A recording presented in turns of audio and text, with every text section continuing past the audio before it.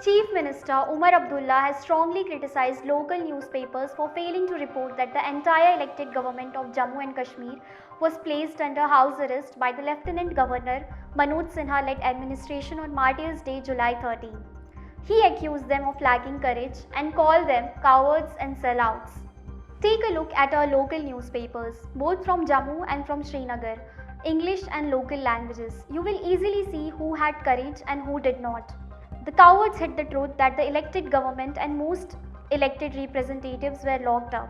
Some newspapers with courage put the truth on the front page. Shame on those who buried the story. I hope the envelope was worth it, Umar wrote on X. In a series of posts, Umar called the situation a blatant attack on democracy. The unelected government locked up the elected government, he said.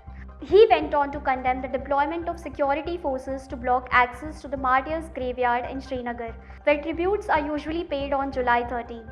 In a completely undemocratic move, homes were locked from the outside. Police and central forces were used like jailers, and key bridges in Srinagar were blocked. All of this was done to stop people from visiting a graveyard where those who gave their lives for Kashmir's voice and rights are buried. I don't understand what the government is so afraid of, he said. Omar's criticism comes amid growing anger over the restrictions placed on Martyrs' Day for the second year in a row. Political leaders from both ruling and opposition parties were prevented from leaving their homes and holding any events. Martyrs' Day marks the killing of 22 civilians by the Dogra forces outside Srinagar Central Jail in 1931. Protesters had gathered to demand justice and representation, and the event is seen as a turning point in Kashmir's political awakening.